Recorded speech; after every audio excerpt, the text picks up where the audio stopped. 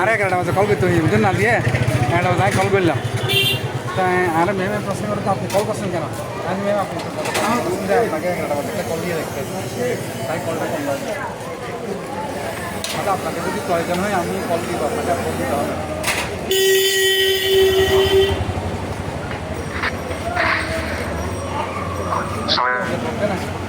দেখতে পাচ্ছি না তাহলে সবাই চলে এসছে যারা রেগুলারলি পার্টিসিপেট করে তার প্রায় সবাই চলে এসছে তাহলে আজকে ক্লাস শুরু করা যায় অন্যান্য বুধবারগুলোর মতোই আজকেরও আমরা আলোচনা করতে চলেছি কি ব্যাপারে যারা নতুন তাদের জন্য একটু ভূমিকা তো বানতা হ্যায় তো আমরা এটা কেন শিখছি বিকজ আমাদের পার ডে ক্লিনিকে প্রতিদিন যারা ক্লিনিক চালায় তারাই আজকের আমার যে সমস্ত কোর্সগুলো অ্যাকচুয়ালি তাদের জন্য অ্যারেঞ্জ করা অ্যাকচুয়ালি তাদের জন্য সাজানো হয়েছে যাতে করে ডে টু ডে প্র্যাকটিসে যে সমস্ত সমস্যাগুলোর সম্মুখীন হতে হয় এবং ডে টু ডে প্র্যাকটিসে যে সমস্ত ক্রিটিক্যাল সিদ্ধান্তগুলো একজন হোমিওপ্যাথিক ডাক্তারকে as a Organon as a basic principal of homeopathy বা অর্গাননের যে সমস্ত রুলস এবং নিয়মগুলো আছে সেগুলোকে অ্যাপ্লাই করে একটা ডিসিশন ক্রিয়েট করা একটা সিদ্ধান্ত মেকিং করা যে আমার হাতের যে রুগীটা আছে আমার মেডিসিনের রিয়াকশন আমার রুগী আমাকে এমন ভাবে বলতেছে এই তথ্য দিচ্ছে এখন আমি কি করব no it is a very hard point এখানটায় জাজমেন্টে একটা গুরুত্বপূর্ণ একটা জাজমেন্ট আপনার রেজাল্টকে বা আপনার রুগীকে কিওরের দিকে নিয়ে যাবে আবার একটা ভুল সিদ্ধান্ত আপনি যে এত কষ্ট করে এতটা রাস্তা পাড়ি দিয়েছেন সেটাকেও বেকার করতে পারে সো এটা খুবই একটা ইম্পর্টেন্ট ক্লাস যারা জয়েন করেছেন তাদেরকে অসংখ্য ধন্যবাদ জানিয়ে আমি আমার ক্লাসটা শুরু করতেছি আমি বুঝাতে পারলাম যে ক্লাসের গুরুত্বটা কি এবং এটা কেন আমরা শিখবো বিকজ ডে টু ডে প্র্যাকটিসে আমরা হোমিওপ্যাথিক ডাক্তাররা অ্যালোপ্যাথিক ডাক্তার নয় অ্যালোপ্যাথিক আলাদা সায়েন্স তাদের যে প্র্যাকটিস করার সূত্র আর তারা কেমন একটা অ্যালোপ্যাথিক প্রেসক্রিপশন করবে কেমন ভাবে ফলো আপ জাজ করবে তাদের বেসিক রুলস এর উপর ভিত্তি করে তারা করে কিন্তু হোমিওপ্যাথিক যেহেতু হলিস্টিক অ্যাপ্রোচ শুধুমাত্র সমস্যাটুকু কমলেই সবকিছু কমা নয় ডিয়ার ফ্রেন্ডস আগামী ভবিষ্যতে কি ঘটতে চলেছে রোগীর সাথে সেটা কেউ জাজ করা লাগে সেদিকেও রাস্তা চেয়ে আমাদেরকে হাঁটতে হয় হলিস্টিক অ্যাপ্রোচ যারা বিশ্বাসী যে সমস্ত হোমিওপ্যাথরা প্র্যাকটিস করেন তাদের প্র্যাকটিস অফ মেডিসিনের রুলসই আলাদা তাদের গাইডলাইন ট্রিটমেন্ট করার গাইডলাইনই আলাদা সেই গাইডলাইন অ্যালোপ্যাথিক ডাক্তাররা বা তাদের মতো করে প্র্যাকটিস যারা সাজিয়েছে তাদের মতামতের উপরে চলতে পারে না এই গাইডলাইন যে আপনি কেমনে একটা রোগীকে একটা ক্রনিক রোগীকে আমরা করে থাকি বা ট্রিটমেন্টে তো মূলত একটা ক্রনিক ট্রিটমেন্টে একটা রোগীকে ঠিক করতে গেলে আপনাকে কি কি গাইডলাইন মেনে চলতে হবে সেগুলোরই আলোচনা এক কথায় আর সেটা কে বলবে অ্যালোপ্যাথিক বুকস বা ডেভিডসনের প্র্যাকটিস অফ মেডিসিন ওগুলা বলবে না ওটা বলবে স্বয়ং হ্যানিম্যান এবং কোথায় বলবে in the Organon of medicine right হ্যানিম্যানের রুলস বা doctor Hahnemann's doctor Kent's doctor Vithoulkas এদের যে এক্সপ্লেনেশন এবং হ্যানিম্যানের যে রুলস ইউনিভার্সাল ল সেটা অবশ্যই মাস্টলি জানতে হবে নাহলে এই খেলা আপনি খেলতে পারবেন না কিছু দূর গিয়ে গাড়ি পাংচার হয়ে যাবে সো ডিয়ার ফ্রেন্ডস আজকের এই তারিখ 6 নম্বর ক্লাস। এর আগে আমরা ডক্টর কেন্টের 12 অবজারভেশনস খুব ভালো করে, খুব কাছ থেকে এবং খুবই পর্যবেক্ষণের সাথে আমরা সবাই মিলে দেখেছি। আজকে আমরা 6 নম্বর রুলসটাকে বুঝতে চলেছি, যে ডক্টর বিতুল কাছে 6 নম্বর রুলসে কি বলতে চেয়েছে এবং আমাদের ডে টু ডে প্র্যাকটিসে আজকে আমরা কি কি জানতে চলেছি। প্রথম নম্বর ব্যাপার হচ্ছে, যে সমস্ত ডাক্তাররা কেবলমাত্র জাতীয় মেডিসিন প্রেসক্রাইব করতে ভালোবাসেন। এখন জাতীয় মেডিসিন কি?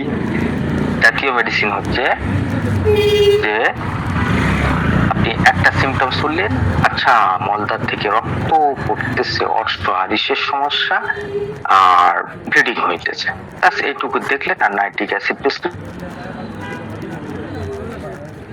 মুখের মধ্যে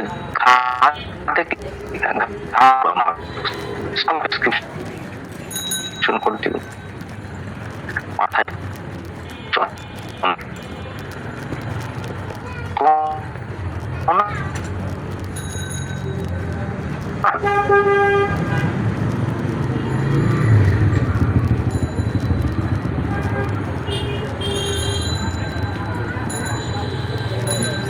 সাত নম্বর অবজারভেশনের সম্মুখীন হয়। এবং 7 বেশিরভাগটা তারা এই সমস্ত রেজাল্টের ফলাফলের সামনে উপস্থিত হতে হয়। তো সেগুলো পরের ব্যাপার। এখন আজকে আমরা জানতে চলেছি যে যদি কোন রকম অ্যাগ্রাভেশন না হয়, অ্যাগ্রাভেশন নাই, রাইট, এবং ডাইরেক্ট অ্যামলারেশন আসে, আপনি একটা ওয়াটসের জন্য, হারিসের জন্য, গ্যাস্ট্রিক পেনের জন্য প্রেসক্রিপশন করেছেন, সেটা কমে গেছে, সেই ফলাফলটা কেমন হতে পারে? তো ডাইরেক্ট যদি চিফ কমপ্লেন্স যদি কমে যায়, তাহলে আমরা কি বুঝবো? রাইট, যদি কোনো একটা ক্রনিক পেশেন্ট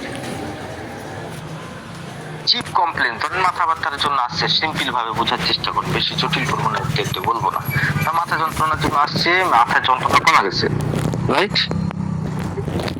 কিন্তু তার মুড, তার যে সারাদিন ক্ষুধা লাগতো না, বাচ্চাটা সারাদিন খায় না, কিছু পানিও একদম খায় না, তার সময় মাথা যন্ত্রণা শুয়ে পড়ে থাকে, ওষুধ দিয়েছেন, মাথা যন্ত্রণা গেছে, এখন হচ্ছে গিয়ে কোনো কিছু পারে নাই, খায়া মাত্র ডাক্তার খুবই ভালো, খুবই প্রশংসায় ভাষায় ফেলতেছে, এটা বুঝছেন। এবং কিন্তু তার যে ক্ষুধা নাই, ঘুম নাই, বাচ্চার মুড খিটখিটা, সব সময় মুখে কথা বলার জো নাই, ব্যাস তেড়া বেড়া উত্তর দেয়, মানে বেকাচোরা উত্তর আর কি, বুঝছেন, উত্তর দেয়। এখন আপনি মাথা যন্ত্রণার জন্য ওষুধ দিচ্ছেন, আপনার কাছে গেছেন, আপনি বেলেডোনা প্রেসক্রিপশন করে ফেলছেন, বেলেডোনা খাইছে, মাথা যন্ত্রণা গেছে, কমে গেছে। কি মিন্স করে রেজাল্ট? আমার কি ওষুধটা ঠিক হয়েছে? তাহলে যদি মাথা যন্ত্রণা কমে গেছে, কিন্তু না বাচ্চা খাচ্ছে, না বাচ্চা ঘুমাচ্ছে,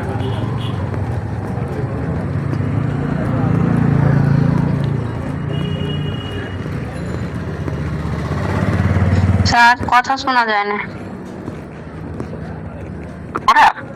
আর কোনো আচ্ছা, সবার কি সমস্যা হচ্ছে? মানিক ভাই বলেন তো, ঠিক শোনা যাচ্ছে? হ্যালো, হ্যাঁ ডিস্টার্ব হচ্ছিল, এখন শোনা যাচ্ছে।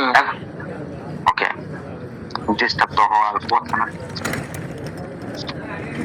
হ্যালো, এখন ক্লিয়ার? জি স্যার, এখন ক্লিয়ার। জি স্যার, এখন ক্লিয়ার। হ্যাঁ, আপনারা বলবেন। থ্যাংক ইউ, যে ম্যাম বলেছেন তাকে অসংখ্য ধন্যবাদ। এখন হচ্ছে গিয়ে মাথা যন্ত্রণা কমে গেছে, কিন্তু মেজাজে আর পা দেওয়া যাচ্ছে না, আর যেটুকু খেত সেটা খাওয়া বন্ধ, মানে আরো কমিয়ে ফেলেছে খাওয়া দাওয়া, ঘুম তো নাই, রাত খালি ঘ্যান করে কাঁদে। এখন যে এই রেজাল্টটা এসছে, এই রেজাল্টটাকে আমাদের জাজ করতে হবে। অর্থাৎ আমি যদি এই পুরো কথাটাকে এক কথায় লিখি, তাহলে কি লিখবো? যে মেন্টাল ইমোশনাল ব্যাপারটা এবং বাচ্চা আগের থেকে আরো বেশি দুর্বল এবং এনার্জি লেভেলে আরো খারাপ অবস্থা, এনার্জি লেভেলে কোনো ধরনের আরাম নাই, তাহলে সেক্ষেত্রে আমি তো মাথার যন্ত্রণা কমিয়েছি, আমি একটা আঁচিল কমাইছি, আমি স্কিন ডিজিজ খতম করে ফেলেছি, বাট পেশেন্টের মেন্টাল ইমোশনাল এবং এনার্জি লেভেলে অর্থাৎ ফিজিক্যাল জেনারেল লেভেলে কোনো আরাম আসে নাই, রাইট? বরঞ্চ আরো খারাপ হয়েছে। এই জন্য লিখেছে patient says is better but not really well মানে তার ওয়েল বিং সেন্সেশন হইতেছে না। ফিজিক্যাল লেভেলে ওয়েল বিং সেন্সেশনের মানে কি? ওয়েল বিং সেন্সেশন মানে আপনার যে একটা শরীর আছে, এটা আপনার বোধ হইতেছে না, এত ইজি থরলি ভাবে চলতেছে, আপনি সারা দিন উঠতেছেন, বসতেছেন, খাচ্ছেন, ঘুমাচ্ছেন, কাজ করতেছেন, কোনো জায়গায় কোনো কমপ্লেন নয়, ওয়েল বিং সেন্সেশন হইতেছে আপনার, খুবই বেটার, শরীরটাকে খুব হালকা বেটার লাগা। কিন্তু যদি আপনি দেখছেন যে অফিসে কাজ করতে করতে আপনার দাঁতে হাত চলে যাচ্ছে, কি যন্ত্রণা, 2 কলম লিখতেছেন, একটু পড়াইতেছেন, ব্যথা লাগতেছে তাতে, এই যে ঘন ঘন আপনার হাত চলে যাচ্ছে, আপনি ওয়েল বিং নন, তখন আপনি একটা কমপ্লেইনের মধ্যে আছেন। তো তখন দেখা যায় পেশেন্ট ফিজিক্যাল জেনারেল এবং মেন্টাল ইমোশনাল লেভেলে যখন উন্নতি করে তখনই আসে well being sensation. My dear friends, এই সমস্ত কথা এক কথায় বলা যায় যে জেনারেলস যদি উন্নতি না ঘটে, জেনারেলসের মধ্যে যদি সমস্যা থেকে যায়, জেনারেলসের মধ্যে যদি সমস্যা থেকে যায় এবং আপনার মাথা ব্যথাটা যদি কমে যায়, তাহলে ও কমার কোনো গুরুত্ব নাই। এটা হচ্ছে অর্থাৎ বডির যে সমস্ত ফিজিওলজিক্যাল প্রসেস আছে, সেই ফিজিওলজিক্যাল প্রসেসে একজন হোমিওপ্যাথিক ডাক্তার হিসেবে আপনাকে ফার্স্টে দেখতে হবে যে বডিতে যে সমস্ত ফিজিওলজিক্যাল অ্যাক্টিভিটিস ঘটতে থাকে, যেমন ডাইজেস্ট চলতেছে, ওইদিকে হরমোনাল কাজ করতেছে, সমস্ত লেভেল যখন ঠিকঠাক রান করে তখনই একটা বেটার ফিলিংস আসতে পারে বডির মধ্যে। তো ফিজিওলজি জেনারেল ফিজিওলজি যদি বেটার না হয়, তাহলে অ্যাকচুয়ালি কি হোমিওপ্যাথিক ঔষধ কোনো কাজ করেছে? ফিজিওলজি বেটার হইতো, প্যাথোলজি ধীরে ধীরে কমলে আমরা হোমিওপ্যাথিকরা অ্যাকসেপ্ট করতে পারি যে এটা স্লাইটলি ডিক্রিজ হইতেছে, প্যাথোলজি ধীরে ধীরে কমতেছে বা একটু অ্যাগ্রাভেশন হয়ে তারপরে কমতেছে, এটা আমরা মানতে পারি। কিন্তু হোমিওপ্যাথিক মেডিসিন ফিজিওলজিকে বেটার করবে, যদি না করে দেন সেটা হতে পারে সাপ্রেসিভ, হতে পারে palliative, রাইট? এখন এই রেজাল্টটা হতে পারে সাপ্রেসিভ অথবা palliative, নট কিউরেটিভ। তাহলে প্রশ্ন আসলো যে একটা আঁচিল সারিয়ে, একটা এক্সিমা সারিয়ে আপনি কি কৃতিত্বের দাবি করতে পারেন যে পেশেন্টের বেটার করেছে? যদি পেশেন্ট আয়সা যদি না বলে আমি অনেক বেটার ফিল করছি ডাক্তার, আমার তো আগে সবসময় মুড খারাপ থাকতো, শাশুড়ির সঙ্গে সবসময় লেগে থাকতাম, কিছু সহ্য হতো না, এখন কিছুই মনে হয় না, বলতেছে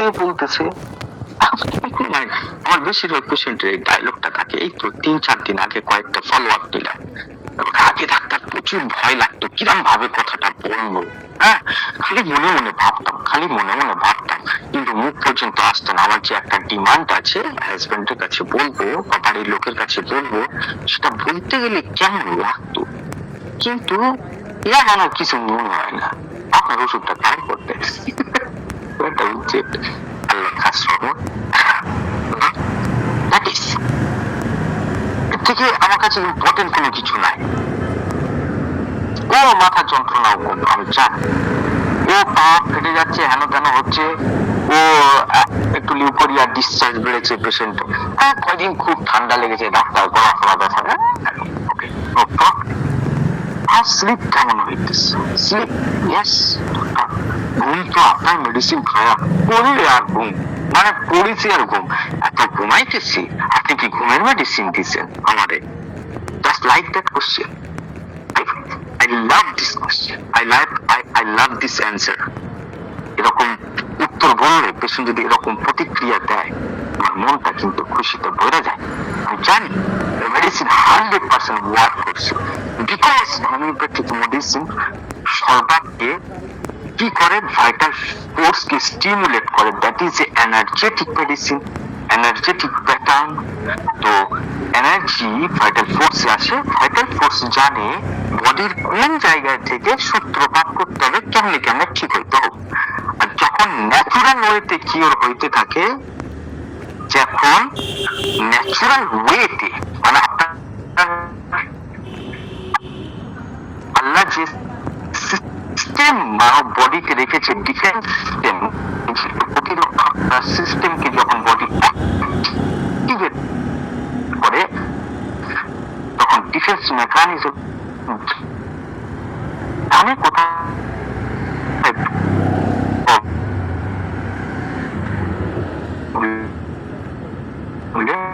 স্যার কেটে আসতেছে কথা।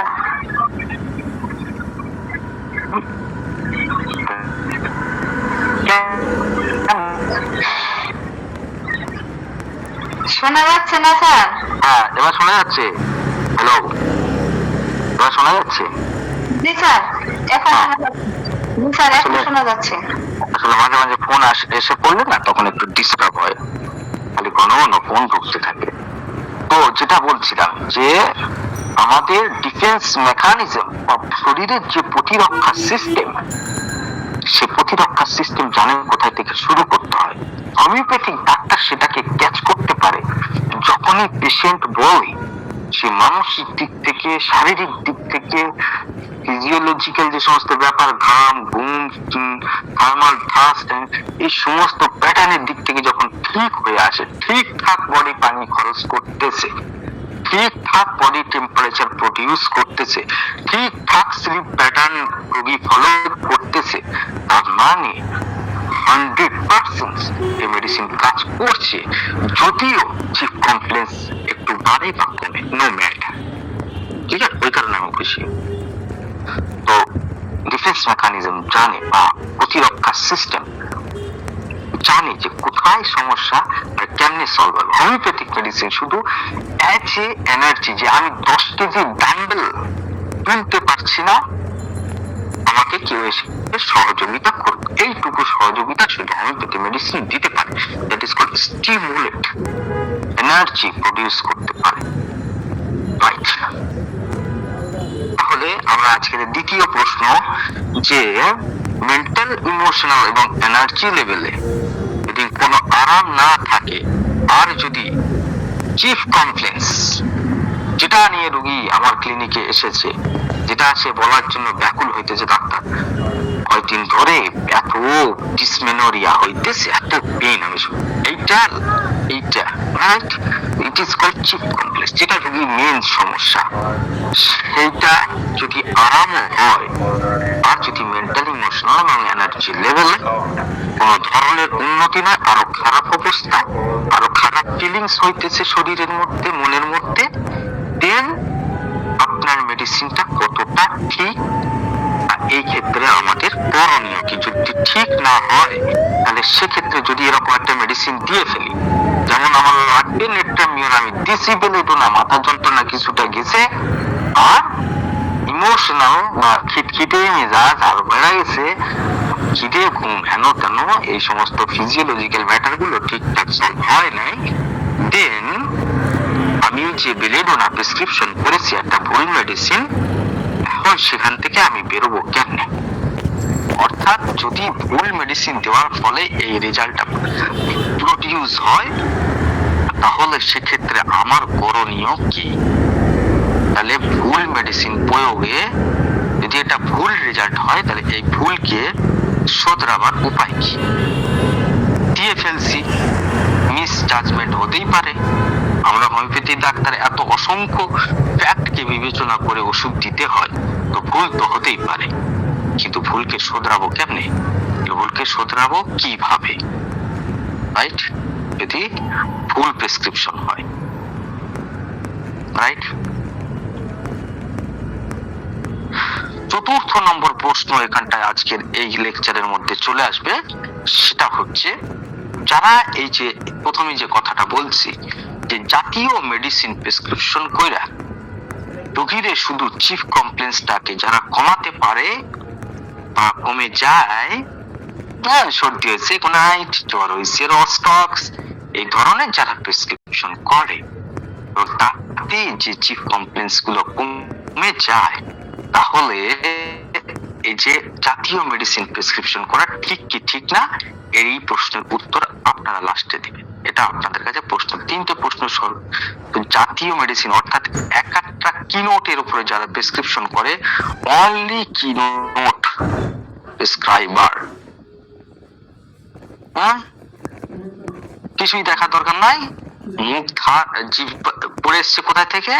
অ্যালেন স্কিনর থেকে পড়েছে। একটাই বুঝেছে যে মুখ যদি শুকনা থাকে আর যদি পিপাসা না থাকে, এটাই হচ্ছে পালসেটিলার কিনোট সিম্পটমস। আর কিছু দেখার দরকার নাই রোগীর মধ্যে, এটা দেখলাম আর পালসেটিলার প্রেসক্রাইব করলাম। আর যদি কমে যায় তাহলে রেজাল্টটা কি? সেই প্রশ্নের উত্তরে অর্থাৎ কিনোট বা একাত্তা symptoms, single medicine, single symptoms এর উপরে। রাত্রে মরা ব্যক্তি স্বপ্ন দেখছে, অন্তত যাওয়ানে দেয়া লাগবে, আর কোনো কিছু দেখার দরকার নাই। লাইক দ্যাট প্রেসক্রিপশনে এই ধরনের ক্ষেত্রে কিনোট এবং সিঙ্গেল সিমটমস এর উপরে যারা প্রেসক্রিপশন করে তাদের প্রেসক্রিপশন কোথায় গিয়ে ঠেকে, এই প্রশ্নের উত্তর লাস্টে আপনারা দিবেন। তাহলে আজকে আমরা 4টে প্রশ্ন উত্থাপিত করেছি এবং সেই 4টের উত্তর দেওয়া শুরু করি। এই পর্যন্ত প্রত্যেকেই বুঝছেন? পরিষ্কার, ক্লিয়ার? বুঝতে কোনো ঝামেলা হয়েছে? জি স্যার, ক্লিয়ার হয়েছে। একদম পরিষ্কার না? পানির মতো একদম ক্লিয়ার হইতো। মাই ডিয়ার ফ্রেন্ডস, আগের দিনে আমরা যেটা আলোচনা করেছিলাম সেখানটায় সবকিছু ঠিক আছে, এটা একটু ফিজিক্যাল, জেনারেলস এবং মেন্টাল এটা বাইরে যাচ্ছে, আর এটা উইদাউট অ্যাগ্রাভেশনে কমে যাচ্ছে। It is intensity of symptoms, উপরের দিকে সিমটমস এর তীব্রতা, এদিকে সময়। তাহলে আগের দিনে যেটা দেখেছিলাম যে চিফ কমপ্লেন্স একটু বাইরে তারপরে কমতেছে, কিন্তু এখানে ঘটনা কি ঘটতেছে ভালো করে বুঝেন। ওষুধ দেওয়া মাত্র চিফ কমপ্লেন্স কমে গেছে, কোনো ধরনের অ্যাগ্রাভেশন হয় না। এবং দ্বিতীয়ত এনার্জি লেভেল এবং মেন্টাল ইমোশন কোনো ধরনের আরাম নাই। ঘুম, ক্ষুধা, পিপাসা, মন মেজাজ, রাগ, ভয়, দুঃখ, কষ্ট সবকিছু জায়গা তাই আছে, অথবা তার থেকে বেশি খারাপ অবস্থা। পেশেন্ট মোটামুটি ভাবে কোনোভাবে ভালো ফিল করতে পারছে না, শরীর ভালো ঠেকতেছে না। আমাদের বাংলার লোকেরা কি বলে, শরীর ভালো ঠেকতেছে না, মাথাটা যন্ত্রণাটা কমছে কিন্তু শরীর ভালো ঠেকতেছে না। এই যে ভালো ঠেকবে কেন, ওষুধের রিঅ্যাকশনে এবার আমরা জাজ করব। বাট ডিয়ার ফ্রেন্ডস, প্রত্যেকটা মেডিসিনের অ্যাকশনকে জাজ করতে গেলে এই রেজাল্টটা আপনাদের একটা বলে হাটে বম ফেলি, এই রেজাল্টটাও কিন্তু একটা রোগীর জন্য কিন্তু ঠিক আছে। এত রং প্রেসক্রিপশন আপনার মনে হচ্ছে যে প্রেসক্রিপশন তো ঠিকই হয়নি, কিন্তু গ্রুপ অফ পেশেন্ট বা কিছু একদল রোগীর ক্ষেত্রে এইটুকু রেজাল্ট আসা অনেক ভালো ব্যাপার। এই জন্য লেভেল অফ হেলথ পড়তে হবে। আমরা সর্বাত্মক ভাবে বলতে পারি না যে এই পেশেন্টটা, এই রেজাল্টটা যেটা এসছে যে চিফ কমপ্লেন শুধুমাত্র কমছে, এটা সর্বাত্মক ভাবে ভুল প্রেসক্রিপশন হয়েছে, এটা বলতে পারি না। সমস্ত রোগীর ক্ষেত্রে ভুল প্রেসক্রিপশন নয়, একদল রোগী আছে যার কাছে এটাই হচ্ছে সৌভাগ্যের ব্যাপার। আমরা একমুখী জাজ করতে পারি না, বুঝছেন? এর জন্য লেভেল অফ হেলথ পড়াটা খুব ইম্পর্টেন্ট ব্যাপার। তো এখানটায় আমরা দুইটা গ্রুপ, আমরা যদি এই রেজাল্টটাকে বুঝতে চাই তাহলে আমরা দুইটা দলে পেশেন্টকে ভাগ করে নেব। এক নম্বর হচ্ছে যাদের হচ্ছে ইমিউন সিস্টেম অথবা যাদের স্বাস্থ্যের অবস্থা খুবই ভালো, অর্থাৎ 1 থেকে 5 গ্রুপ এ, যাদের রোগের প্রতি লড়াই করার ক্ষমতা খুবই প্রচন্ড পরিমাণে আছে এবং যাদের ভাইটাল ফোর্স খুবই শক্তিশালী অবস্থার মধ্যে আছে, তাদের ক্ষেত্রে আমরা ঘোষণা দিব বা আমরা যাচ করে দেখব যে এই রেজাল্টটা তাদের জন্য কেমন। আর যারা 9 থেকে 12 অর্থাৎ যাদের মধ্যে ডিজেনারেশন কন্ডিশন বা প্রলিফেরেটিভ ডিজেনারেটিভ কন্ডিশন ক্রিয়েট করছে, যাদের ভাইটাল অর্গান গুলো ধীরে ধীরে নষ্ট হয়ে যাইতেছে রোগে ভুগে ভুগে, ক্রনিক রোগে এবং মৃত্যুর কাছাকাছি পৌঁছে গেছে, তাদের ক্ষেত্রে অর্থাৎ 9 to 12 এই পর্যন্ত রোগীদের ক্ষেত্রে যদি এই রেজাল্ট আসে তাহলে সেখানটায় কি মিন করে। তাহলে ফার্স্টে আমরা যারা খুবই ভালো, যাদের 1 থেকে 5 পর্যন্ত অর্থাৎ যাদের সহজে রোগ হয় না, 1 নম্বর গ্রুপ।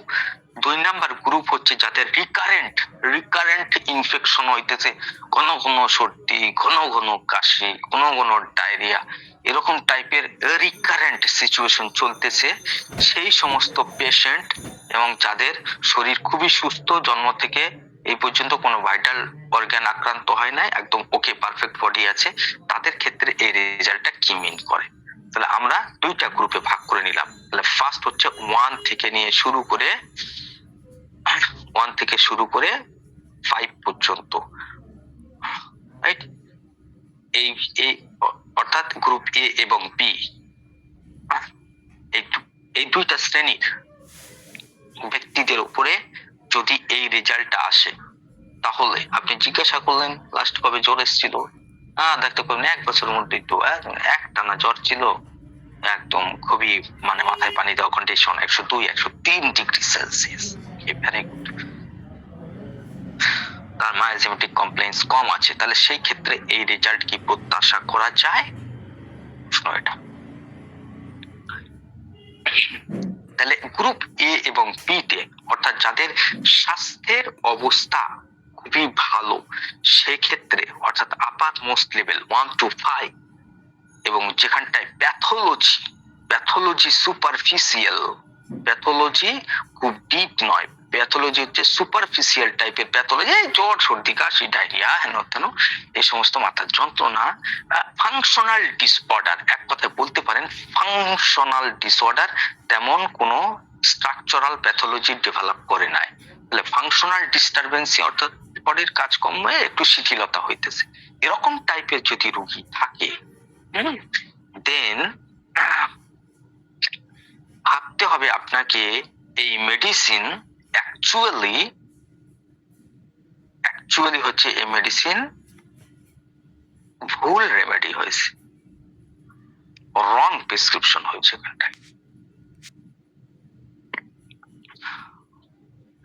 যদি মেডিসিন একদম না ম্যাচ করতো তাই না, যেমন তেমন অবস্থা, মেডিসিন কিন্তু কাজ করেছে। আপনি বলবেন স্যার মেডিসিন তো কাজ করছে, ইয়েস মেডিসিন কাজ করেছে, মেডিসিন এমন ভাবে কাজ করেছে এর ডিপার লেভেলকে টাচ করতে পারেনি, শুধু সুপারফিশিয়াল সিম্পটোলজিকে কমাইছে এবং ডিপার লেভেলে সাপ্রেশন চলে এসছে। এই কারণের জন্য এরকম এনার্জি এবং মেন্টাল মন মানসিকতার দিক থেকে রোগী ভালো ফিল করতে পারছে না। তাহলে মেডিসিনটাকে আমরা বলতে পারি মেডিসিনটা ক্লোজ, অর্থাৎ খুব কাছাকাছি গেছে, অর্থাৎ পার্সিয়াল সিমিলিম ক্লোজ। না হলে এর রেজাল্ট ক্লোজ যদি না তো খুব কাছাকাছি মেডিসিন যদি না হইতো তাহলে চিফ কমপ্লেক্সটাকে কেমনে কমালো? প্রশ্ন তো উত্তর আপনাকে দিতে হবে। তাহলে চিফ কমপ্লেক্স যেহেতু কমছে, তাহলে মেডিসিনটা খুব কাছাকাছি চলে গেছে, কিন্তু অ্যাকচুয়ালি কারেক্ট রেমেডি হয় না। ক্লিয়ার? জি স্যার। তাহলে এটা অ্যাকচুয়ালি মেডিসিনের সুপারফিশিয়ালি অ্যাকশন হয়েছে, যে কারণের জন্য শুধু সে চিফ কমপ্লেন্সটাকে টাচ করেছে, পুরো হিউম্যানটাকে টাচ করতে পারে নাই, পুরো পুরো মানুষটাকে বা তার পুরো সমস্যাকে আনড্রেসিং করতে পারে নাই। এই কারণের জন্য মেডিসিনটা কাছাকাছি গেছে। আপনি দেখবেন হয়তো রস্টক্সে গিয়ে পৌঁছেছেন, কিন্তু দেখা যাচ্ছে রস্টক্সের পরে ক্যালকেরিয়া কার্ভ ছিল, এটাই ছিল মেডিসিন। আপনি হয়তো বেলেডোনা পর্যন্ত পৌঁছেছেন, কিন্তু আরেকটু হাঁটলে আপনি দেখতে পাচ্ছেন সেখানে ক্যালকেরিয়া কার্ভ ছিল। অথবা আপনি হয়তো গ্লোনোইন পর্যন্ত পৌঁছেছেন, কিন্তু আরেকটু ভালো করে দেখলে যে আচ্ছা রোগী কেন এত ক্লোজ, এ তো আমার কাছে কিছুই বলতে চাইতেছে না। ওকে, ভেরি গুড। তাহলে রোগী বলতেছে যে ডাক্তার আমি অতটা মানে কাউকে ক্ষতি করতে চাই না, আর আমি চাই না আমাকে কেউ ক্ষতি করুক, মানে আমি চাই না যে আমাকে নিয়ে কেউ হাসাহাসি করুক, আর আমি কারোর হাসি মজাক করাতে চাই না।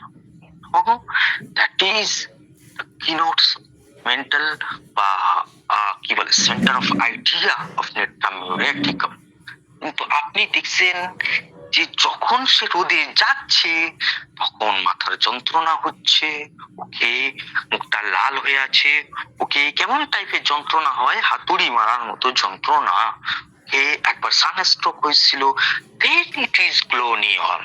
কিন্তু আপনি যদি আরেকটু ডিপে ঢুকতে পারতেন মেন্টাল ইমোশনাল লেভেলে, যেটা আপনি দেখতেন পেশেন্ট বলতেছে যে ডাক্তার আমি এরকম টাইপের, যে আমাকে কেউ মানে উল্টোপাল্টা কথা বলবে তো আমি সহ্য করতে পারি না, ভাই তুই তোর মতো থাক আমি আমার মতো, right? That is so introverted persons, যে তারা শেয়ার করতে চায় না।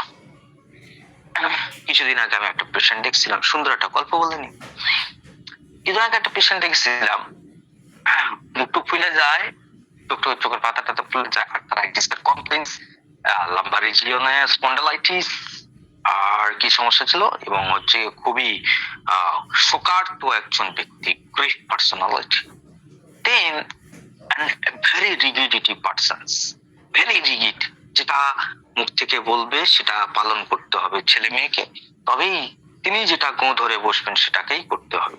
ওকে, ভেরি গুড।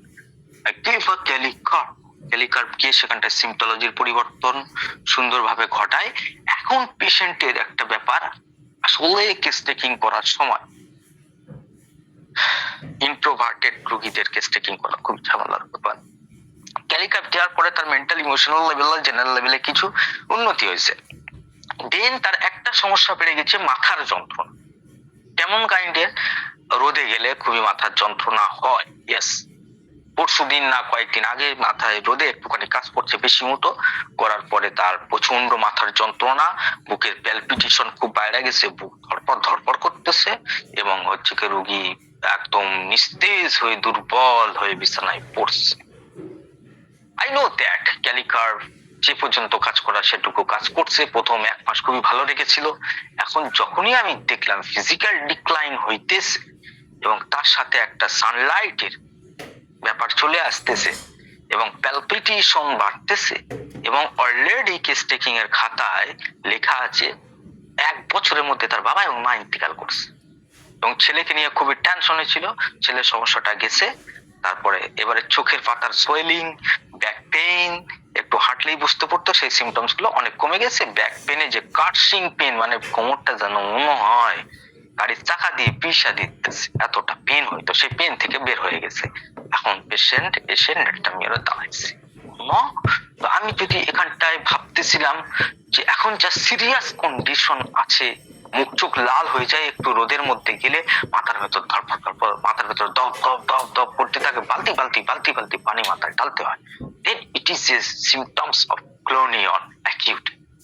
বাট আমি যখন তার কমপ্লিট হিস্ট্রি নিলাম এবং দেখলাম যে এতটাও সিরিয়াস ম্যাটার নয়, গরমে না গেলে তো ঠিকই আছে, তাহলে একটা মেয়রই এখানটায় সব থেকে বেশি সিমটোলজি কভার করে পুরো হিউম্যানটাকে প্রকাশিত করতেছে, তার ইন্ডিভিজুয়ালকে প্রকাশ করতেছে, প্যাটার্ন তো পুরো ম্যাচ নেটটা নিয়ে। আরো কিছু প্রশ্ন এদিক সেদিক করলাম। আমার একটা অভ্যাস খারাপ আছে, খারাপ অভ্যাস হচ্ছে যখনই আমি কোন একটা রুগী পাই, যখনই মোটামুটি ভাবে মেডিসিনটা ম্যাচ করে যায়, তারপরেও আমি প্রশ্ন করতে থাকি, because of understanding practical materia medica, যে মিডিয়া মেডিকা যে নেট্টামিওর সিমটমস গুলো লেখা আছে ওগুলো কতটা মানে যেগুলো কোনোদিন শুনি নাই বা মেডিসিনের বুকে আছে কিন্তু আমি কখনো অ্যাপ্লাই করতে পারি না, দেখি তো এই রোগীর মধ্যে কতটা আছে, এই যে একটা চেক করার অভ্যাস এটা আমার থাকে। ধরেন আমি ক্যালিব্রোমের রোগী পেলাম, তো ক্যালিব্রোমে যে কটা সিমটম পাওয়ার পরে আমি তো প্রেসক্রিপশন 100% কনফিডেন্সের সঙ্গে প্রেসক্রিপশন করলাম, আর তার এক্সট্রিমিটিস মেলাইবো, তার মাথা মেলাইবো, দেখবো কতটা ম্যাচ করতেছে, এটা দেখতে আমার খুব মজা লাগে। ব্যাড হ্যাবিট পেশেন্টকে অনেক হ্যারেস করিয়ে দিই, পেশেন্টটা খুবই ভালো, খুব ভালোবাসে আমাদের এবং বিরক্ত বোধ করে না। তো যাক, এখন কথা হচ্ছে তাহলে আপনারা বুঝলেন যে গ্লোনিয়ন এখানটায় আমি যে কেসটার কথা বললাম, গ্লোনিয়ন এখানে সুপারফিশিয়ালি আমি যদি এই গ্লোনিয়নকে প্রেসক্রিপশন করেন 100% আই এম শিওর দ্যাট তার মাথার যন্ত্রণা ওই দিনের মধ্যে চলে যাবে, বুকের মধ্যে। অ্যাকচুয়ালি গ্লোনিয়ন কোথায় কাজ করে? ইয়েস, সার্কুলেটরি সিস্টেম, ইয়েস, এবং ব্রেনের মধ্যে তার গুড প্যাথোলজি আছে এবং চেস্টের মধ্যেও তার কনজেশন আছে। So as a congestive, as a cardiovascular remedy হিসেবে গ্লোনিয়ন কিন্তু হেভি ইম্পর্টেন্ট। সানস্ট্রোকের জন্য ওই জন্য গ্লোনিয়ন খুবই ইম্পর্টেন্ট মেডিসিন। সো গ্লোনিয়ন এখানে প্রেসক্রিপশন করলে তার চিফ কমপ্লেন্স তো কমে যেত, বাট তার বাকি সমস্যা, সে তো গালে হাত দিয়ে ঘন্টার পর ঘন্টা চিন্তা করে, আড়ালে গিয়ে কান্নাকাটি করে, রাইট? সো গ্লোনিয়ন এখানটায় দিলে আমি যদিও এইরকম টাইপের রেজাল্ট পাইতাম, রাইট? সেই কারণের জন্য আমি এখানটায় নেট্টামিওর, যেটা কিনা সব থেকে ম্যাচিওর মেডিসিন, ম্যাচ করে পারফেক্ট সিমিলিমামের মতো, এই নেট্টামিওরকে এখানে প্রেসক্রিপশন করা হয়েছে। তাহলে গ্লোনিয়ন এখানে পার্শিয়ালি, নেট্টামিওর ইজ এ সিমিলিমাম, রাইট? তাহলে আমি যদি গ্লোনিয়ম প্রেসক্রিপশন করি তাহলে তার চিফ কমপ্লেন্স তাই একটু কম তো, কিন্তু তার মেন্টাল এবং তার ক্ষুধা তৃষ্ণা এগুলা বা ঘুম যেটা আগে খুব ভালো হইতেছিল এখন হইতেছে না, তো সেগুলোর মধ্যে কোনো পরিবর্তন দেখতে পেতাম না। তো ইট ইজ সুপারফিশিয়াল মেডিসিন। তাহলে আমরা বুঝলাম মেডিসিন ক্লোজ। একটা কথা মনে রাখবো, মেডিসিন যে একদম রং অ্যাকচুয়ালি তা নয়, medicine is close, partial similimum, close but not correct, not correct remedy. Okay, এখন যদি কোনো একজন ব্যক্তি আমার জিজ্ঞাসা করে, আমি ধরেন ডাক্তার ভুল করে আমি ডাক্তার প্রেসক্রিপশন করেছি হোয়াট ডু আই ডু, তখন আমি কি করব, কি করা উচিত?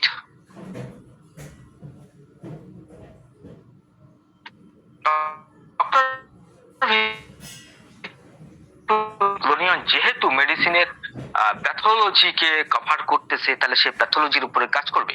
সো প্যাথোলজি কাজ করার পরে এই যে সিমটোলজি চেঞ্জ হয়েছে, এই যে সিমটোলজি চেঞ্জ হয়েছে, চেঞ্জ হয়েছে না, কিছু না কিছু তো চেঞ্জ করেছে। ক্লোজ মেডিসিন সে কিছু না কিছু হয়তো বডির মধ্যে 10% চেঞ্জ নিয়ে আসছে।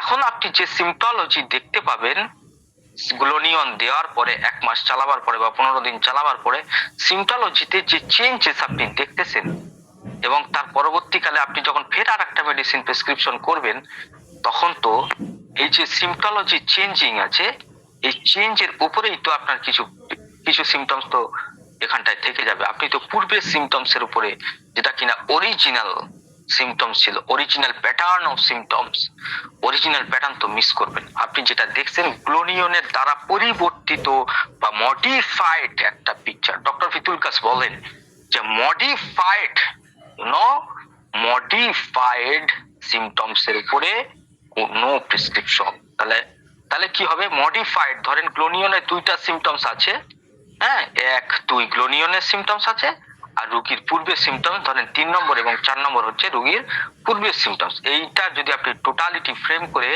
একটা প্রেসক্রিপশন করেন, দেন প্রেসক্রিপশন কি ভুল হবে?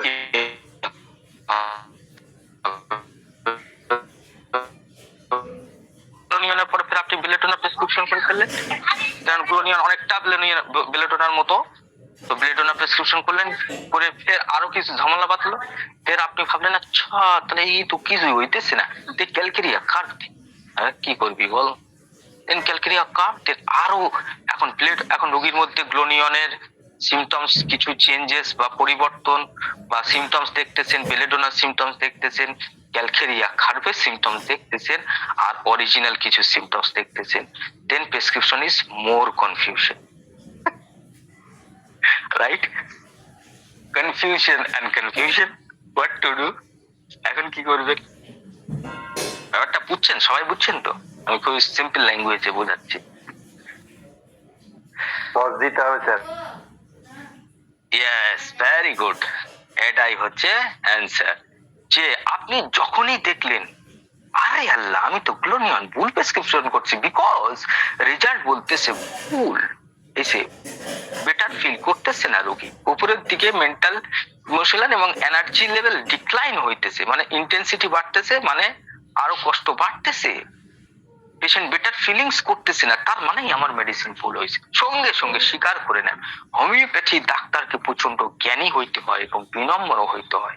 নিজের ভুল থেকে যদি না শিখতে পারেন, বিশ্বাস করেন হোমিওপ্যাথি কোনো ডাক্তার আপনাকে শিখাইতে পারবে না, কোনো বই শিখাইতে পারবে না। দেন সঙ্গে সঙ্গে অ্যাকসেপ্ট করেন মাইন্ডের মধ্যে ভুল হয়ে গেছে। আরে বান্দার ভুল তো কতই ভুল হয়, কত সিদ্ধান্ত ভুল হয়, এখানে একটা ভুল হয়েছে ছোট মোটো, হোয়াট টু ডু?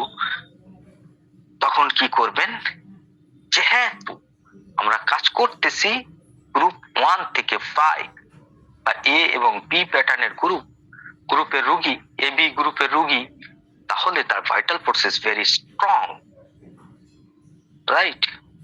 তো স্ট্রং ভাইটালিটি কি করে? খুব দ্রুত তার প্রতিকার সে নিজে করতে পারে, অর্থাৎ তার ডিফেন্স মেকানিজম স্ট্রং, প্রতিরক্ষা সিস্টেম। তো যে সমস্ত অনাবশ্যক, এবারে এখানটায় বুঝছেন, যারা হচ্ছে কি খুবই মিনিমাম প্রেসক্রিপশন করেন, সূক্ষ্ম ঔষধ দেন, অল্প যে কটা গ্লোবিউলস লাগে সেই কটা গ্লোবিউলস দিয়া ডাইলিউট কইরা বা এলিম্পোটেন্সিতে ধীরে ধীরে শুরু করেন, তাদের ক্ষেত্রে সুবিধা এটাই যে তারা যেহেতু খুবই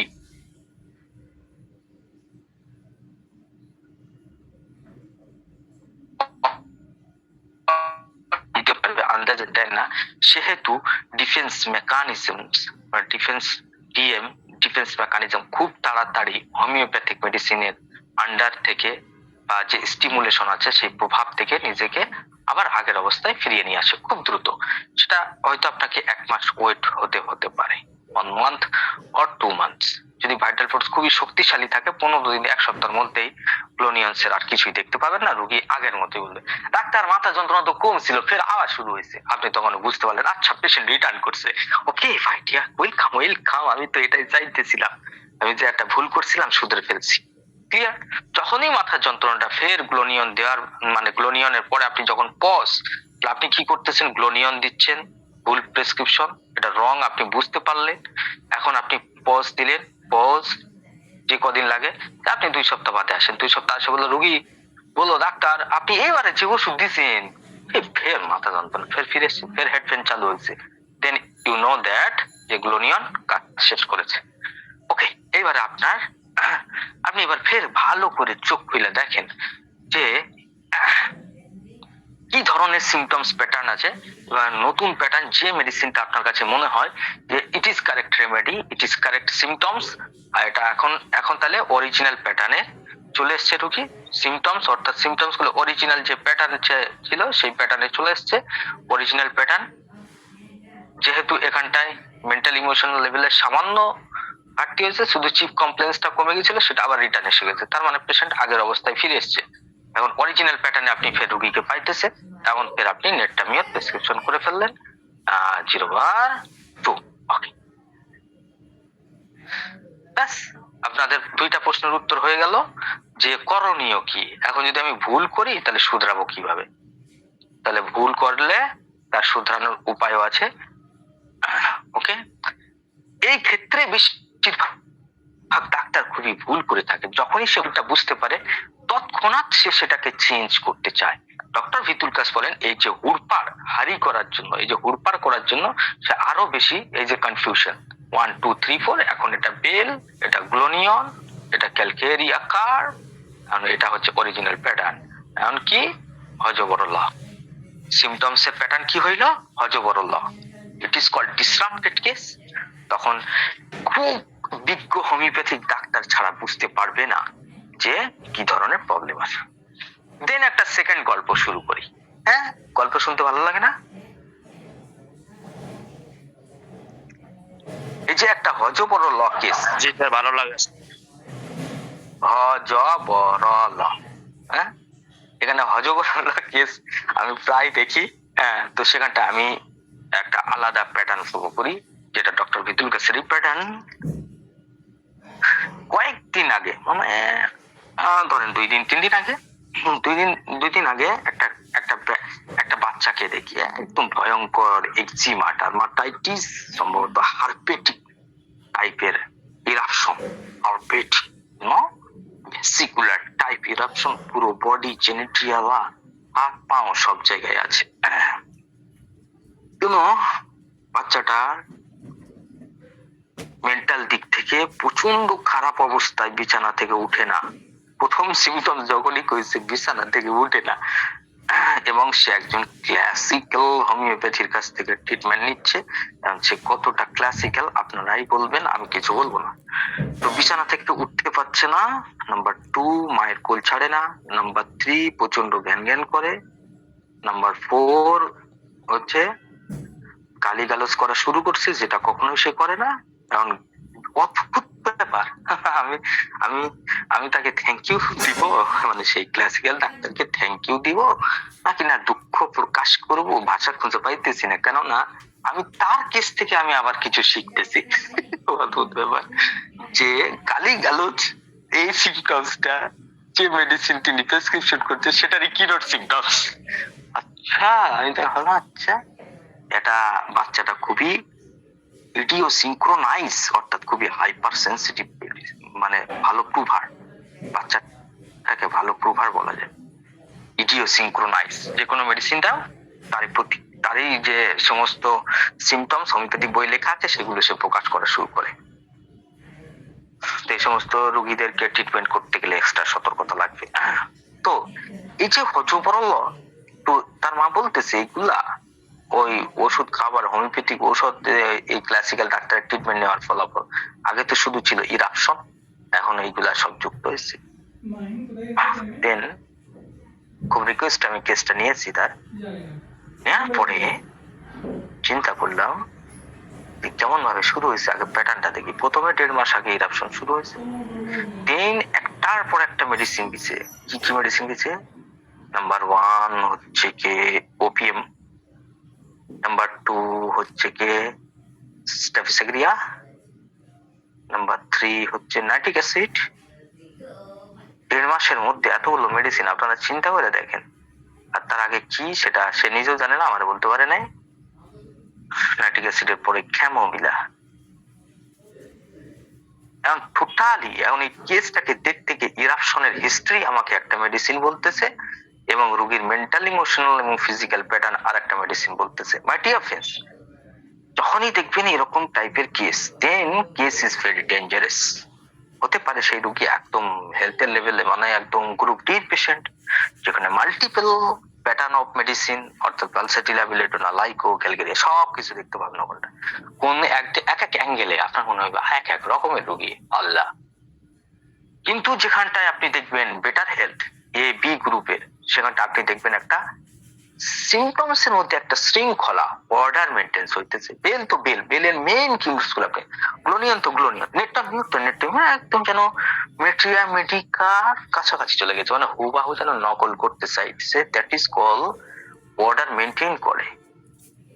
অর্থাৎ এবি গ্রুপে সিমটোলজি অর্ডার মেইনটেইন করে হোমিওপ্যাথিক বুকস এর মতো আসে, কিন্তু সি এবং ডি গ্রুপের রোগীদের সিমটমস এর প্যাটার্ন এত বেশি হজবরল থাকে যে আপনি এক এক অ্যাঙ্গেল থেকে এক এক মেডিসিনকে দেখতে পান।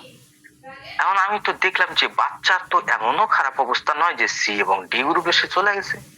তিন, তাহলে এই যে ঝামেলা, এই যে হজবরল লাগতেছে, এই যে একবার একটা মেডিসিন লাগতেছে, আর একবার পালস প্যাটার্ন লাগতেছে, আর একবার অন্য মেডিসিন লাগতেছে, সমস্যা কোথায়? এক এক মেডিসিন এক এক পা হাত পা ধরে টানাটানি করতেছে।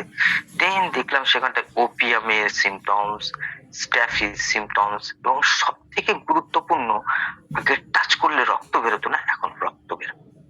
এবং সেই ডাক্তার জাতীয় মেডিসিন প্রেসক্রিপশন করছে এইভাবে, হলুদ টাইপের পুঁজ is equal to nitric acid, এই প্যাটার্ন ফলো করছে সম্ভবত, আমি জানি না কেন। তবে এইটুকু দেখার পরে সে নাইট্রিক অ্যাসিড পেয়েছে। নাইট্রিক অ্যাসিড প্রেসক্রিপশন করার পরে পেশেন্ট গালিগালাজ শুরু করছে। ওইটুকু ছোট বাচ্চা সে কয়, মানে অদ্ভুত, আমি বলবো না, ভদ্র সমাজ। তো যাক, এই হচ্ছে ব্যাপার।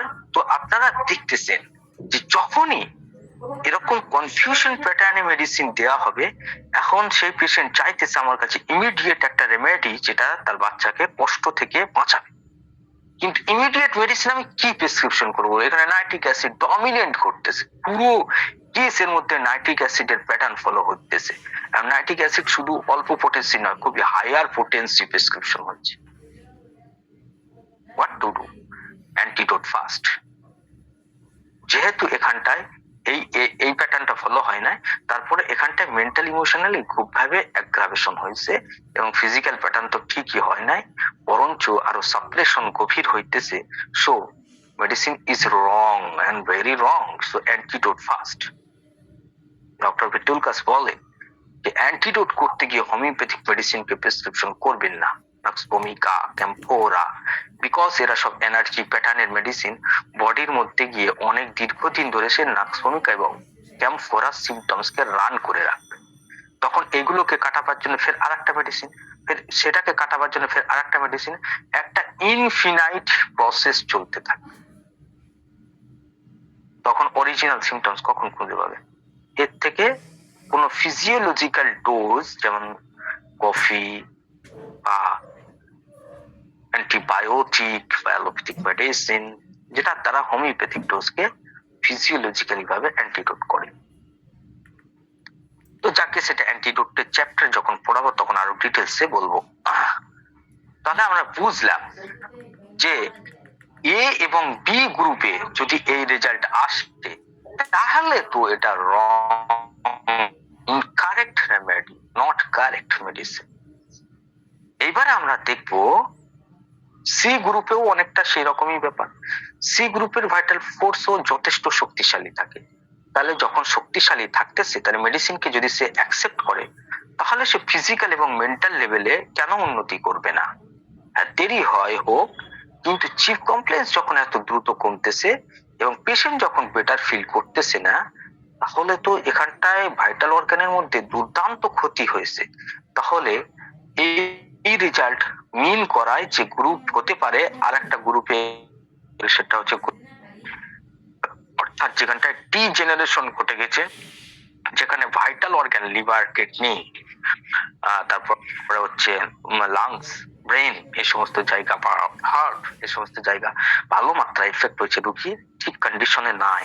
তাহলে সেই ক্ষেত্রে আমরা ডক্টর কেন্টের অবজারভেশনও দেখেছিলাম ঠিক এরকম প্যাটার্ন, যেখানটা ডক্টর কেন্টের হচ্ছে কত নম্বর, নাম্বার 7 নাম্বার কেন্ট অবজারভেশনের মধ্যে ডক্টর কেন্ট বলছে যে রোগী চিফ কমপ্লেন্স কোনো ভালো, কিন্তু রোগী বেটার ফিল করতে পারছে না।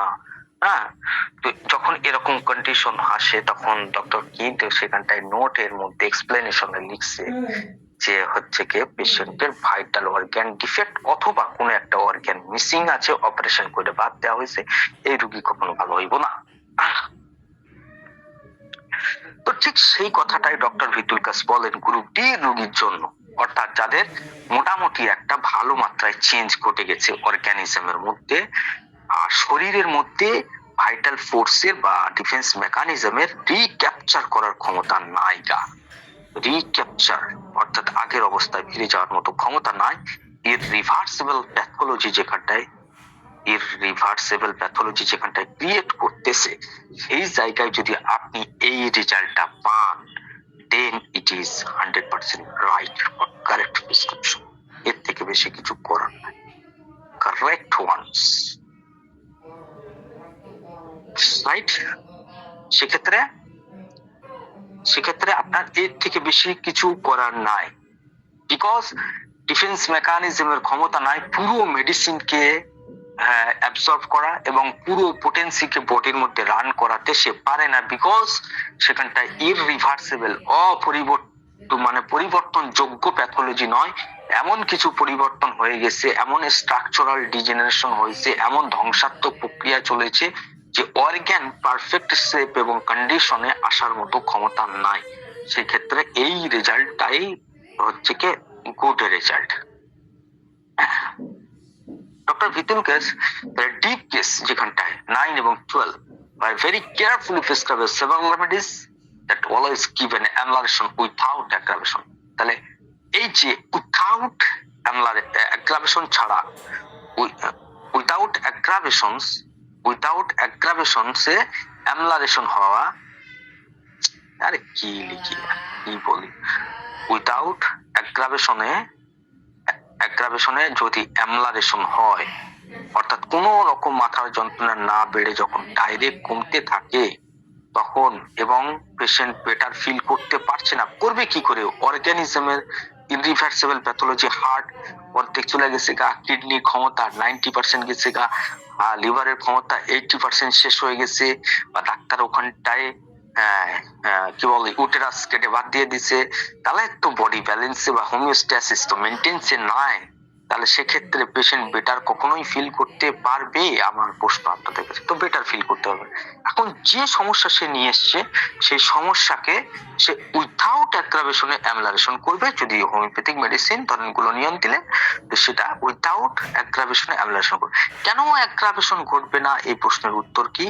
বিকজ অর্গানিজমের মধ্যে বা শরীরের মধ্যে এতটুকু ক্ষমতা নাই যে হোমিওপ্যাথিক মেডিসিনের প্রতিক্রিয়ায় সে অ্যাগ্রাভেশন দেখাতে পারে। অ্যাগ্রাভেশন কারা দেখাতে পারে?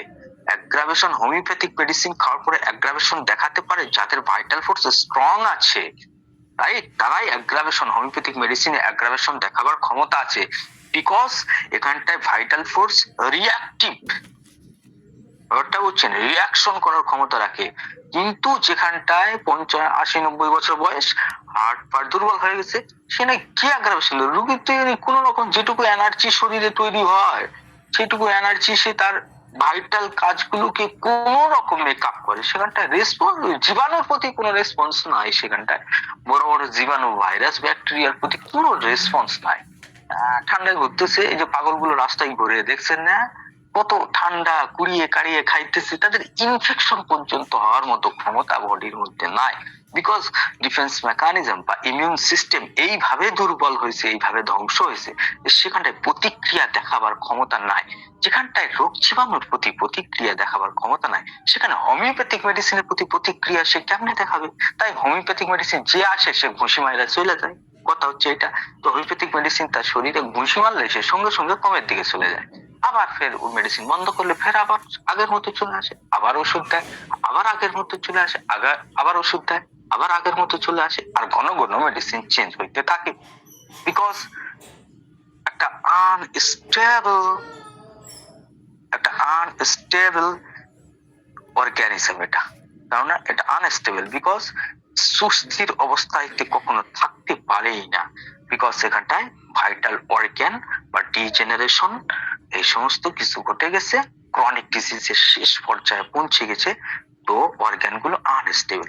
ওই জন্য এক এক সময় এক এক রকমের, আজকে দেবেন বেলেডোনা, কালকে চাইবে গ্লোনিয়ন দিবেন তো কফিয়া দিবেন তো নাক্স, এই প্রকারে আপনার খালি সিম্পটোলজি চেঞ্জ হইতে পারবে। আর যতক্ষণ আপনি ওষুধ দিবেন ততক্ষণ ব্যথা যন্ত্রণা বা চিফ কমপ্লেন্স গুলো তার কম থাকবে। তাহলে প্রত্যেকটা প্রশ্নের উত্তর দিয়ে যাচ্ছে কেন উইদাউট অ্যাগ্রাভেশনে অ্যাবলারেশন হয়। তাহলে ডক্টর ভিতুল কেস কিন্তু খুবই আশাবাদী লোক, এবং তিনি লাখ লাখ কেস সলভ করার পরে এই বইটা লিখছেন, এবং জেনুইন কেস দেখার পরে এবং অ্যাজ এ রিসার্চার হিসেবে তিনি এই বইটাকে খুবই সুন্দরভাবে অনেক পরীক্ষা নিরীক্ষা করে চিকিৎসা জগতে, শুধু হোমিওপ্যাথিক নয়, চিকিৎসা জগতে লিটারেচার পেশ করার পরে, রিসার্চ পেপার জমা করার পরে, তিনি বইকে সাবমিট করার পরে তারপরে এই বইটা সুন্দরভাবে নিয়ে এসেছেন সামনে। সেহেতু তিনি দেখেছেন যে যদি 10% চান্স থাকে যে ইররিভার্সিবল থেকে রিভার্সিবল হওয়া, যেটা অসম্ভবের মতো লাগে, যে ইররিভার্সিবল কেস কি কখনো সলভ হতে পারে? হতেই পারে না। আমরাও বলি হ্যাঁ হতেই পারে না ভাই, লিভার 80% ডিস্ট্রয় হয়ে গেছে, সেই রোগী কেমনে বাঁচবে? হ্যাঁ, ক্রিয়েটিনিন রক্তের মধ্যে প্রচুর পরিমাণে বাইরে গেছে, কিডনি একদম ড্যামেজ কন্ডিশনে, ডায়ালিসিসের কাছাকাছি চলে গেছে, সেই রোগী কেমনে বাঁচবে? সেই রোগী বাঁচার কোনো রাস্তা আছে? সেই রোগীর অঙ্গ ফেরত পাওয়ার বা কিডনি আগের মতো ঝকঝকা চকচকা তকতকা হয়ে কাজ করবে 100% মোড নিয়ে, সেটা কি পসিবল? No possible. তবে মাঝে মাঝে এই পৃথিবীতে কি যে পসিবল আর কি যে ইম্পসিবল, সেটা মাঝে মাঝে মানুষ বুঝতে পারে না। এগুলো আল্লাহর দয়া ছাড়া হয় না। তো মাঝে মাঝে দেখা গেছে আপনি যখন এইগুলাকে, এই যে আনস্টেবল অর্গানিজম কন্টিনিউয়াসলি সিমটমস এর প্যাটার্ন চেঞ্জ করতে থাকে বিকজ অফ রিভার্সিবল প্যাথোলজি বা গুরুত্বপূর্ণ ভাইটাল অর্গান গুলোর মধ্যে ড্যামেজ ডুমোজ হয়ে গেছে, এইভাবে যদি আপনি লং টার্মে, যেটা লং টার্মে যদি আপনি এইভাবে এই রেজাল্টটার সাথে, এই যে রেজাল্টটা আছে এই রেজাল্টটার সাথে রোগীকে যদি, কয় বছর ডক্টর ঋতুর কাছে এখানে নিচে লিখেছে, আমি আন্দাজে বলবো না,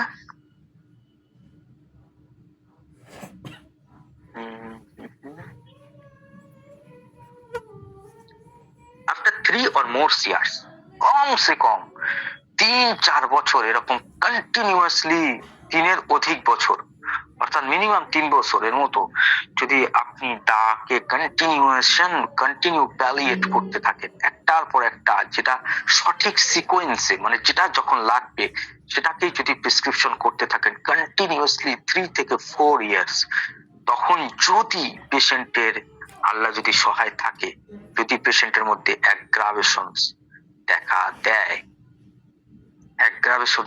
দেয়, অর্থাৎ খুবই অ্যাগ্রাভেশন দেখা দেয়, তাহলে হতে পারে পেশেন্ট ভালো হয়ে যেতে পারে, অর্থাৎ তার ভাইটাল অর্গান গুলো অনেক মেরামত হয়ে গেছে আগের থেকে, সে আরো অনেক বেটার, মানে তার লেভেলটার অবস্থা অনেক ভালো হইবে, সে গ্রুপ সি তে প্রবেশ করবো তখন, রাইট? যেখানটা থেকে অর্থাৎ ভাঙাচোরা কন্ডিশন থেকে মোটামুটি একটা কন্ডিশনে সে পৌঁছতে পারবে। তো এই যে অ্যাগ্রাভেশন হইব, সেই অ্যাগ্রাভেশন এত সিভিয়ার হইবে, এত খাতারনাক টাইপের অ্যাগ্রাভেশন হবে যে সেই অ্যাগ্রাভেশনে কন্ট্রোল করাও বিরাট ঝামেলার ব্যাপার। বিকজ দুর্বল একটা শরীরে শক্তিশালী, যেটা আপনার ডিফেন্স মেকানিজম শক্তিশালী হয়েছে আপনার কন্টিনিউ হোমিওপ্যাথিক পরিচর্যার কারণে, তো মেডিসিনের এই এনার্জিকে শরীর ঠিকমতো বডির মধ্যে ডিস্ট্রিবিউট করতে পারে না, এবং যে সমস্ত ভাইটাল অর্গান গুলো আছে সেখানে ভীষণ প্রতিক্রিয়া দেখা দেয়, ইমিউন সিস্টেম পুনরায় জাগ্রত হচ্ছে, এরকম একটা কন্ডিশনে যে অ্যাগ্রাভেশন হয় সেটা খুবই সিভিয়ার টাইপের হয়, রাইট? পেশেন্টকে মাস্টলি হসপিটালাইজ করতে হবে এই অ্যাগ্রাভেশন, বিকজ দেহ তো এখনো দুর্বল, আর আপনি ভাইটাল ফোর্সকে অনেক বেশি স্ট্রং করছেন। হ্যাঁ, এখন স্ট্রং ভাইটালিটি আর দুর্বল দেহ যে কিনা সবে সবে মুক্তি পাচ্ছে ভয়ঙ্কর কন্ডিশন থেকে, সবে সবে নিজেরে মেরামত করে ফিরছে, অর্গান কাঁচা, মানে চুলা করেছেন, মানে মাটির চুলা, সেটা কাঁচা আছে, আর তাতেই যদি এখন চাল চড়ান তো অবস্থা খুবই সিরিয়াস, সেরকম টাইপের একটা কন্ডিশন ক্রিয়েট করে বডি। তো যদি এই অ্যাগ্রাভেশনকেও আপনি যদি সামাল দিতে পারেন ভালো মতো, দেন তারপরে রোগীর অবস্থা অনেক বেটার হয়ে যায়, এবং তখন আপনি আরো স্বচ্ছভাবে একটা মেডিসিনের প্যাটার্নকে দেখতে পারবেন, আগে যেগুলো আপনার কাছে ধোঁয়া লাগতো সেগুলো অনেক ক্লিয়ার। এই কেসকে হ্যান্ডেল, এই যে কথাটা বললাম, এই যে 3-4 বছর, এটা কারা করতে পারবে? এটা হচ্ছে কি যারা খুবই ইন্টেলিজেন্ট হোমিওপ্যাথি ডাক্তার, যে এই কাজটা করার যোগ্য অ্যাকচুয়ালি তা নয়, একটা ইরিভার্সিবল কেস থেকে রোগীকে বের করে আনা, হেভি ইন্টেলিজেন্ট, খুবই সুদক্ষ হোমিওপ্যাথ, যে কিনা জানে কখন কি করতে হবে, কোন খেলাটা কখন খেলতে হবে। যেমন আমাদের ক্রিকেট জগতে যদি বিরাট কোহলি হয়, আর যদি খুবই মাঠের অবস্থা খুবই খারাপ, বিপক্ষ পার্টি বিরাট রান পান করে ফেলছে, তাহলে বিরাট কোহলি, সচিন তেন্ডুলকরের মতো যদি প্লেয়ার থাকে, তাহলে অসম্ভব ম্যাচকেও তারা বের করে আনতে পারে। ঠিক ওই রকম টাইপের হোমিওপ্যাথি ডাক্তার যদি হয়, তাহলে সে এই সমস্ত কেসে, যে জানে কখন কোন খেলাটা আমাকে খেলতে হবে, যে জানে, তার পক্ষে এটা পসিবল হতে পারে। তাহলে এই গেল। তাহলে একটা ক্ষেত্রে আমরা দেখলাম যে এই ক্ষেত্রে এ এবং বির ক্ষেত্রে এই রেজাল্টটা আমরা কখনোই আশা করি না যে সে রোগী বেটার লাগবে না, আর চিফ কমপ্লেন্স কমে যাবে। এটা তখন রং প্রেসক্রিপশন, আপনাকে একটা ভালো প্রেসক্রিপশনের জন্য যেতে হবে। আর এইটার ক্ষেত্রে গ্রুপ ডি যেখানটায় আছে, পুরো লাল হয়ে আছে যেখানটায় গ্রুপ ডি আছে, সেই ক্ষেত্রে এটা একসেপ্টেবল বা এক্সপেক্ট করি আমরা, এরকম রেজাল্টই এক্সপেক্ট করি, এক্সপেক্টেবল রেজাল্ট, রাইট? গ্রুপ ডির ক্ষেত্রে এটা এক্সপেক্টেবল রেজাল্ট এবং গ্রুপ এ বির ক্ষেত্রে এটা রং প্রেসক্রিপশন। তাহলে শুধুমাত্র আমাদের ভালো হচ্ছে না খারাপ হচ্ছে এটা দেখা যেমন দরকার, তেমনি রোগীর হেলথের অবস্থা অনুযায়ী আমাদের ফলো আপকে বুঝতে হবে। সব রোগী সবকিছু দেয় না।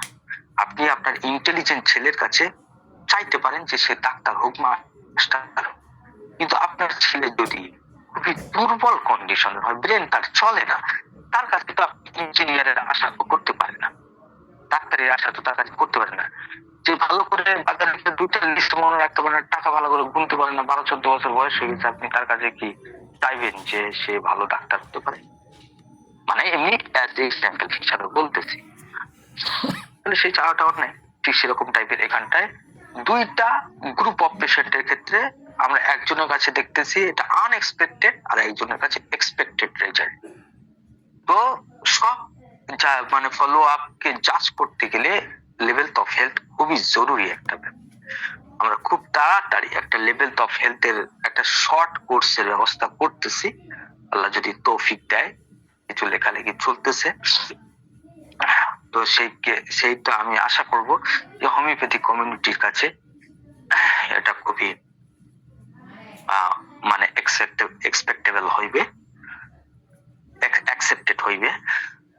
কারণ আমাদের দেখা যাচ্ছে এইভাবে বিভাগ যে আমরা না করি তাহলে এক রেজাল্ট সবার ক্ষেত্রে চালানো যায় না। এবারে আমার যে প্রশ্ন ছিল, যে সমস্ত ডাক্তাররা একটা দুইটা সিমটমস এর উপরে, যেমন গ্লোনিয়ন, মাথার যন্ত্রণা রোদে বাড়ছে তাহলে গ্লোনিয়ন, তো একটা দুইটা জাতীয় কিনোটস এর উপরে অথবা সিঙ্গেল সিমটমস এর উপরে প্রেসক্রিপশন করে,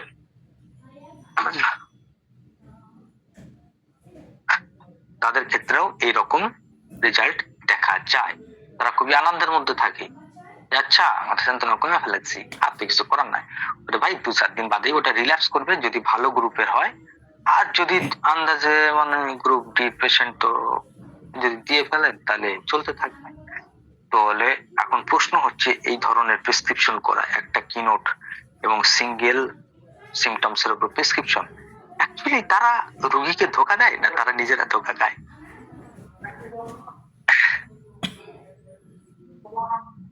যে তারা ভাবে যে আমার যন্ত্রণা কমে গেছে, বাস কামাল করে ফেলছে, অ্যাকচুয়ালি তারা ধোকা খায় না ধোকা দেয়? এই প্রশ্নের উত্তর আপনারা দেন।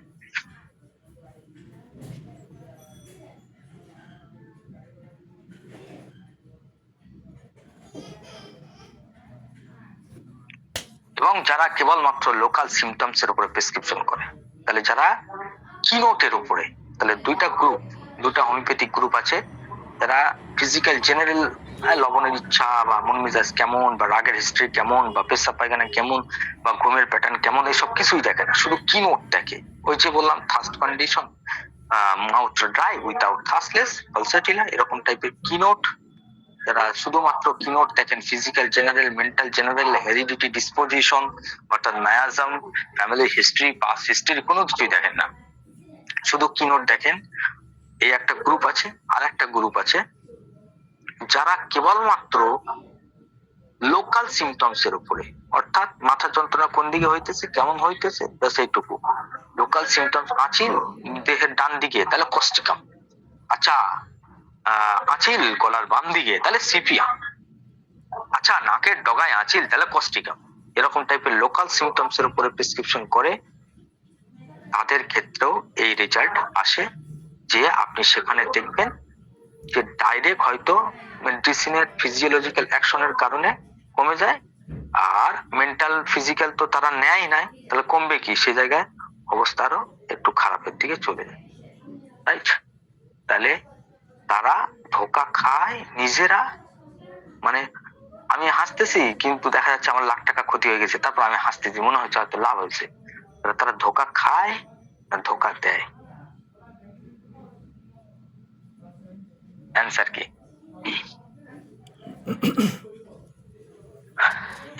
দুইটাই স্যার।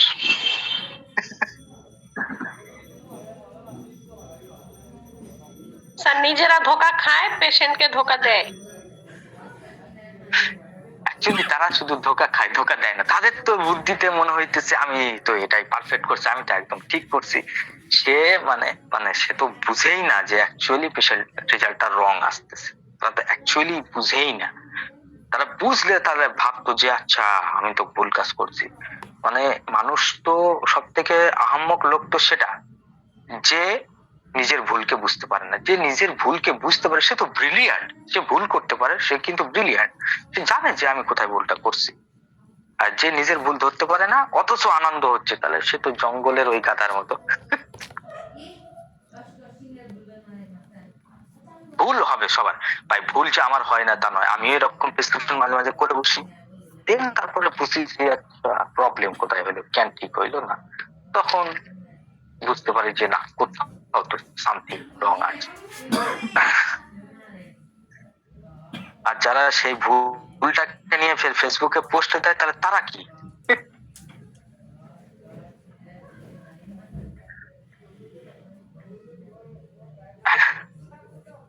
অ্যাকচুয়ালি আমি কাউকে হাসি মজার কথা বলতেছি না। আমি জানি যে আমি খুবই কম জানি, কিন্তু আমি জানার চেষ্টা করি। এটাই আল্লাহর খাস রহমত। আর তারা যতটুকু কাজ হইতেছে শুভ কাজ, প্রত্যেককে আমি সম্মান জানাই, আদর করি। কখনোই আমার এই মনোভাব যেন না আসে যে আমি সব ঠিক করি। আমিও প্রচুর ভুল করি ভাই, প্রচুর ভুল করি কেসের মধ্যে, এবং আল্লাহ আমার ভুলগুলোকে দ্রুত ছুটে দেন, এটুকুই শুধু কামনা করি। আর প্রত্যেককে তারাই আল্লাহ যেন সেবার কাজটা সুন্দরভাবে নেয়। ওকে, বলেন এবার আপনাদের কোনো প্রশ্ন থাকলে আজকের অবজারভেশনের উপরে, বা কোনো মতামত থাকলেও বলতে পারেন।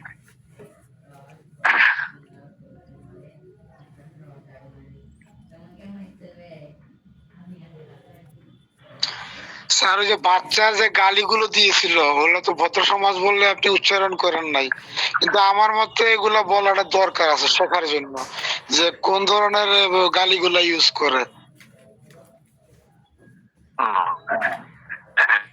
সেই বাচ্চাটা খুবই ভদ্র বাড়ির সন্তান। তার মা কয় যে কখনো তার মুখে কখনো গালি শুনে নাই, কিন্তু সে এখন বর্তমানে গালি দিচ্ছে। প্রথম শব্দ হবে তার দূর হ। তো বাচ্চা তো গালি তো সে এমন পরিবেশের মধ্যে নাই যে সে গালি শিখতে পারে। তো দূর হ এই শব্দটা সে কন্টিনিউসলি আমার সামনে 3 বার। অ্যাকচুয়ালি নাইট্রিক অ্যাসিড সব থেকে নেগেটিভ মাইন্ডের মানুষ, মানে তার মধ্যে নেগেটিভিটি খুব থাকে। তো সে অ্যাকচুয়ালি অভিশাপ দিতে চায়। ওই জন্য নাইট্রিক অ্যাসিডের কিনোটের মধ্যে আপনি যদি রেপার্টারির মধ্যে চান এবং খুঁজেন যে কার্সিং ডিজায়ার ইন চিলড্রেন, তো নাইট্রিক অ্যাসিড সিঙ্গেল মেডিসিন বা সুপার গ্রেড মেডিসিন। অর্থাৎ দূর হয় এই শব্দটা অভিশাপের মতো শোনায়। কত ছোট বাচ্চা, 3 বছরের বাচ্চা সম্ভবত। তো দূর হ শব্দটা সে কন্টিনিউয়াসলি প্রয়োগ করছে। সামান্য সামান্য তার ডিমান্ড পূরণ না হওয়ার কারণে সে তার মাকে বলছে দূর হ, দূর হ, মানে রাগের সাথে। অ্যাকচুয়ালি সে যদি আরো কয়েকটা মানে শিখতে পারতো, তাহলে সে হয়তো বলতো গাড়ি চাপা পড়, বা তুই মর, বা তোর উপর ঠাঠা পড়ুক, এরকম হয়তো বলতো। তো সে দূর হ বলতে। দ্বিতীয় সব থেকে মারাত্মক শব্দ ইউজ করছে, যে সে প্রথম ব্যবহার করছে যে শুয়ারের বাচ্চা। তো তার মা অত্যন্ত অবাক এবং বিস্মিত হয়েছে। এই গালি বাসার মধ্যে কেউ দেয় না, কখনোই দেয় না, কোথায় থেকে শিখছে? সম্ভবত মোবাইল শেখাইছে। তো সে রাগের সময় সেটাকে প্রয়োগ করছে।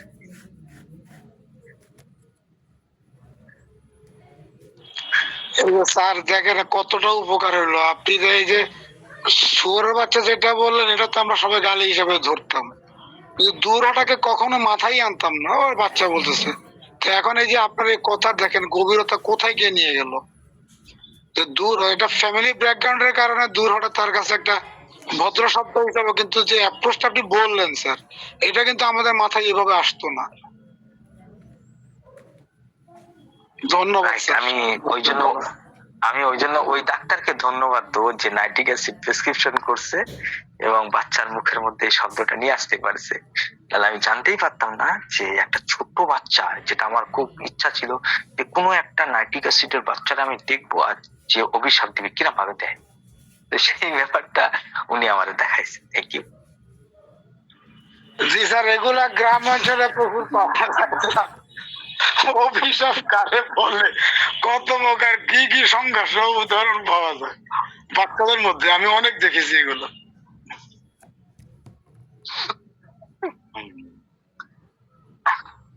আচ্ছা,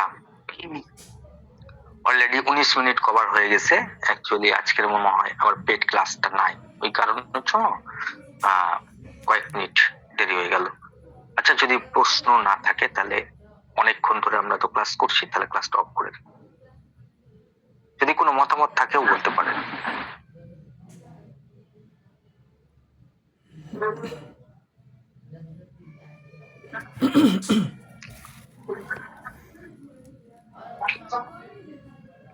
ওকে, তাহলে কারো কোনো মতামত নাই, কোনো প্রশ্ন নাই।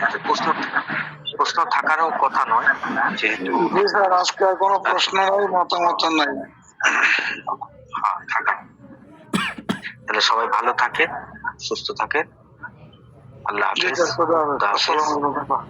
আসসালামু আলাইকুম। Good night.